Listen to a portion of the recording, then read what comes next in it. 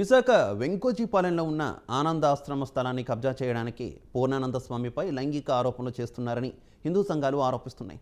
నిజంగా స్వామి తప్పు చేస్తే శిక్ష పడాల్సిందేనని హిందూ ధార్మిక సంఘాలు స్పష్టం చేస్తున్నాయి.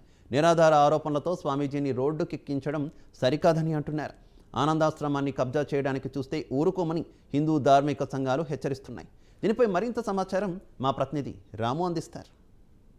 వెంకోజీపాలెంలో ఉన్న రామానంద ఆశ్రమంలో ప్రస్తుతానికి అయితే ఎవరైతే స్వామీజీపై లైంగిక ఆరోపణలు చేశారు దానికి సంబంధించి కేసు కూడా నమోదైంది. ప్రస్తుతం అయితే పూర్ణానంద స్వామిని పోలీసులు విచారిస్తున్నారు. అయితే దీనికి సంబంధించి కూడా హిందూ సంఘాలు అయితే గతంలో కూడా ఆయనపై ఆరోపణలు చేశారు. అతనిపై కూడా లైంగికంగా ఆరోపణ చేసి కేసు నమోదు చేశారు. కానీ ఆ కేసు కొట్టేయడం జరిగింది. కావాలని ఇక్కడ ఉన్న ఏదైతే ఆశ్రమంకి సంబంధించిన భూస్థలాన్ని కొంతమంది కొట్టేలే విధంగా ప్లాన్ చేస్తున్నారంటూ కూడా హిందూ సంఘాలు అయితే ఆరోపిస్తున్న పరిస్థితి. దీనికి సంబంధించి మనతో పాటు కొన్ని హిందూ సంఘాలు ఉన్నాయి. సార్, ఇప్పుడు స్వామీజీపై గతంలో కూడా కేసు నమోదైంది. ఆ కేసు కొట్టేశారు. ఆయనకు సంబంధించి ఎటువంటి ఆయన తప్పు లేదని. ఇప్పుడు మళ్ళీ తిరిగి అదే కేసు నమోదైంది. ఎంతవరకు వాస్తవం లేదు? మీరే చెప్తున్నారు గతంలో కేసు నమోదైంది, అది కేవలం ఆరోపణలు మాత్రమే, వాస్తవం కాదని ప్రూవ్ అయిందని మీరే చెప్తున్నారు. ఇప్పుడు ఈ కేసు మాత్రం ఇది కేవలం ఆరోపణలు మాత్రమే అని కాదని ఎవరు అనుకుంటారు? ఇప్పుడు అది వాస్తవమా కాదా నిరూపించాల్సిన బాధ్యత పోలీసులది. పోలీసుల్ని వాళ్ళ చర్యలు వాళ్ళు తీసుకోమనండి. ఇప్పుడు మేము కూడా ఏం జరిగిందని కనుక్కోవడానికి వచ్చాం. పోలీసులు ఇన్వెస్టిగేషన్ చేస్తున్నారు లోపల, మేమేం కాదంటలేదు. పోలీసులు వాళ్ళ బాధ్యత వాళ్ళు నిర్వహిస్తారు. ఒకవేళ తప్పు జరిగిందంటే స్వామీజీ తరపున తప్పు జరిగిందనుకోండి, చర్యలు తీసుకుంటారు.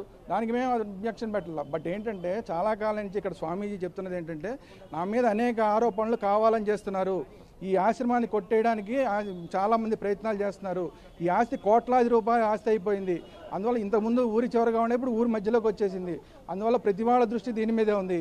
కొంతమంది రియల్ ఎస్టేట్ వాళ్ళు ఇప్పటికే ఆక్యుపై చేసి కొంత ప్రయత్నం చేశారు, కొంత జరిగింది, వాటిని కోర్టులో కేసులు కూడా నడుస్తున్నాయి. ఇవన్నీ కూడా స్వామీజీ అనేక సందర్భాల్లో మీడియాతో కూడా మాట్లాడడం జరిగింది. సో ఇలాంటి సందర్భంలో ఆయన కూడా నిన్న కూడా మాట్లాడారని నేను ఏదో మీడియాలో చూశాను. నా మీద ఇప్పుడు వచ్చిన ఆరోపణలు కూడా ఈ రియల్ ఎస్టేట్ దందాలు వీటి మధ్యలో జరిగిన ఆరోపణ అని ఏదో మాట్లాడారని చెప్పి నేను ఏదో ఛానల్లో చూశాను. అందువల్ల అలాంటివి ఏమైనా జరిగినాయో అలాంటి జరగకుండా చూడాల్సిన బాధ్యత హిందూ సంఘాలుగా మా మీద ఉంది. మేము ఇక్కడ మాట్లాడుతున్నదల్లా మీరు ఈ కేసును అడ్డం పెట్టుకుని ఏ ప్రభుత్వ పెద్దలు కానీ, ఏ ప్రభుత్వానికి సంబంధించిన పార్టీలు కానీ, లేదా ఏ రాజకీయ నాయకులు కానీ ఈ ఆస్తి జోలికి కానీ ఆశ్రమం జోలికి కానీ రాకండి. ఈ ఆశ్రమాన్ని ఎలా సంరక్షించుకోవాలో మాకు తెలుసు, హిందూ సంఘాలుగా మాకు తెలుసు. స్వామీజీ లేని సందర్భంలో ఈ ఆశ్రమాన్ని పర్యవేక్షించుకోవడం ఎలాగా, ఇక్కడ ఆవుల్ని కాపాడుకోవడం ఎలాగా, పిల్లల్ని కాపాడుకోవడం ఎలాగా అనే దాన్ని ఇక్కడ కమిటీ ఉంటుంది. ఆ కమిటీతో మాట్లాడి హిందూ సంఘాలుగా మేమందరం నిర్ణయించుకుంటాం. సక్రమంగా ఈ ఆశ్రమ నిర్వహణ జరుగుతుంది.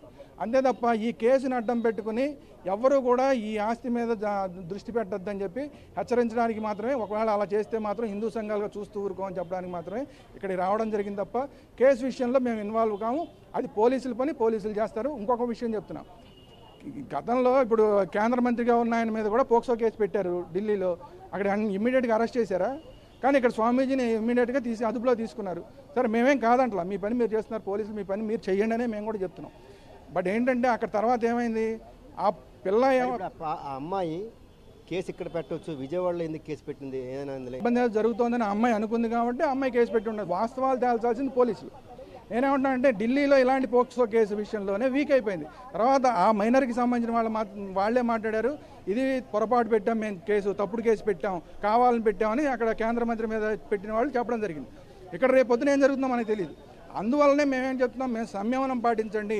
రాజకీయ పార్టీలు కానీ, ప్రభుత్వ పెద్దలు కానీ, పోలీసులు కానీ, హిందువులు కానీ అందరూ సంయమనంతో ఉండండి. వాస్తవాలు ఏంటనేది పోలీసులు బయటికి తీసుకొస్తారు. ఒకవేళ పోలీసులు ఇక్కడ తప్పు జరిగిందని నిర్ధారణ చేస్తే ఆ తర్వాత ఏం చేయాలనేది ఇక్కడ ఆశ్రమం కమిటీతో మాట్లాడి హిందువులుగా మేము నిర్ణయాలు తీసుకుంటాం తప్ప ప్రభుత్వం దీంట్లో జోక్యం చేసుకోవద్దు. దేవాదాయ శాఖ లేదంటే ప్రభుత్వ పెద్దలో లేదంటే రాజకీయ ఈ మధ్యకాలం హిందూ దేవాలయాల సంఘాలమైన ఈ మధ్యకాలం ఎక్కువగా జరుగుతున్నాయి. ఇందులో వేరే కోణం ఉందా? చాలా చోట్ల జరుగుతున్నాయి. ఇప్పుడు ఈ దేవాదాయ శాఖకి సంబంధించిన అనేక ఆస్తులు కబ్జాలకు గురైనాయి. వాటి మీద కూడా మేము పోరాటాలు చేస్తున్నాం. అలాగే అందులో భాగంగా ఇక్కడ ఈ ఆస్తి మీద భాగంగా ఆయనే చెప్తున్నారు, మేము చెప్తున్నమాట కాదు, స్వామి చెప్తున్నమాట. నా మీద ఈ కేసులన్నీ పెడుతున్నది కారణం ఏంటంటే ఇలాంటి కేసులు అనేకం పెడుతున్నారు, దానికి కారణం ఈ ఆస్తి అని చెప్తున్నారు. అందువల్ల అలాంటిదేనా జరుగుతుందా అనేది మా ఆవేదన తప్ప, లేదంటే వాస్తవాలు జరిగితే ఆయన మీద చర్యలు తీసుకోండి. వాస్తవాలు జరగకపోతే మరి దీంట్లో ఎవరు బాధ్యత? ఎందుకు ఆయన మీద ఇదే కేసు పెడుతున్నారు? ఇప్పుడు ఎలాగైందంటే ఇక్కడ హిందువులు అనగానే, స్వామీజీలు అనగానే, పీఠాలు అనగానే ఒక చెడు అభిప్రాయాన్ని సృష్టించి మన ధర్మానికి కించపరిచేందుకు ప్రయోగం జరుగుతుంది. అటువంటి ప్రయోగాన్ని మనం అరికట్టాలి. నిజంగా స్వామీజీ నాకు 15 సంవత్సరాల పరిచయాలు ఉన్నాయి. ఒక్కసారి కూడా ఆయన అమ్మాయిల విషయాల్లో మాట్లాడడం కానీ చెడు పని చేయడం చూడలేదు. అని కోపం ఎక్కువ, ఒప్పుకుంటాను. పిల్లల గసురుతుంటాడు, ఆ విషయమే కాదనలేదు. కానీ ఇటువంటి విషయాలు మాత్రం ఆయన ఎప్పుడు ఇంతవరకు నేను పరిచయం నేను నా దృష్టిలో పడలేదు, వినలేదు కూడా. కాబట్టి ఇదంతా ఒక అంటే జరిగిందో లేదో మనకు తెలియదు. నిజంగా జరిగితే స్వామికి శిక్ష పడాలి. ఒకవేళ జరగలేదనుకోండి, ఈ నష్టాన్ని ఎవరు భరాయిస్తారు? ఈ ఆశ్రమకు చెడ్డ పేరు ఎలాగొస్తుంది? దీన్ని బట్టి అందరూ కూడా సంయమాన్ని పాటిస్తూ మనం అందరం కూడా అనుకూలమైన వాతావరణం సృష్టించాలి. నిజంగా పొరపాటు జరుగుంటే శిక్ష వెయ్యాలి. తప్పు చేస్తే ఎవరికైనా ఒకటే, భగవంతుడి దృష్టిలో అందరూ ఒకటే, సమానమే. కానీ ఇది కావాలని నటించారనుకోండి, కొంతమంది ఈ ఆస్తిని కాజేయనందుకు కొంతమంది నాయకులు ప్రయత్నం చేస్తున్నారు. గతంలో చేశారు, ఇప్పుడు కూడా చిన్న ప్రయత్నం చేస్తారు. ఈ విషయంలో మాత్రం హిందూ సంఘాలు మాత్రం ఊరుకోవండి, గట్టిగా నిలబడతాయి. సాయంకాలం 4 గంటలకి మొత్తం స్వామీజీ అందరూ వస్తున్నారు. దీన్ని బట్టి ఇక్కడ చాలా గట్టిగా ప్రయత్నం చేయాలని ప్రయత్నం చేస్తున్నాం.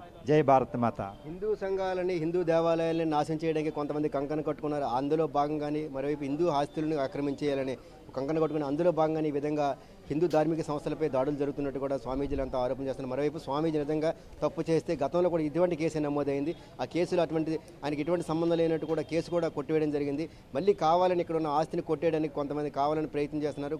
రాజకీయ పార్టీలు ఇందులో ప్రేమ ఉన్నట్టు కూడా స్వామీజీ కూడా ఆరోపిస్తున్నారు. ఖచ్చితంగా ఆయన నిజంగా తప్పు చేస్తే శిక్షించాలి. కానీ గతంలో కూడా ఇటీవల ఆరోపణ చేశారు. కేవలం అక్కడ ఉన్న ఆస్తిని కొంతమంది కొట్టేయాలని ఈ విధంగా ప్రయత్నిస్తున్నారు. అందులో భాగంగానే ఈ విధంగా ఇక్కడ ఉన్న ఆశ్రమాల్లో ఉన్న పిల్లలందరినీ ఈ విధంగా పిల్లలతో ఈ విధంగా చెప్పించి, లేదంటే ఈ విధమైన కేసులు నమోదు చేసి నిర్వీర్యం చేసి అక్కడ నుంచి ఆశ్రమాన్ని మెల్లమెల్లగా తప్పించి భూమి కొట్టేయాలనేది ఒక ప్లాన్ అంటూ కూడా హిందూ ధార్మిక సంఘాన్ని ఆగ్రహం వ్యక్తం చేస్తున్నాయి. ఖచ్చితంగా స్వామీజీ తప్పు చేస్తే పనిష్మెంట్ ఉండాలి. కానీ లేకపోతే ఇక్కడున్న ఈ ధార్మిక సంఘాల ఆస్తిని ఖచ్చితంగా హిందూ సంఘాలు మేము కాపాడుకుంటాం. ఎవరైనా వచ్చి ఇక్కడున్న ఆస్తిని కబ్జా చేయాలని చూస్తే, ఇక్కడున్న దేవాలయాలని పాడు చేయాలని చూస్తే మాత్రం మేము ఊరుకోమంటూ కూడా హిందూ ధార్మిక సంఘాలు హెచ్చరిస్తున్నాయి. వీడియో జర్నలిస్ట్ శివశంకర్తో రాము, ప్రైమ్ 9 న్యూస్.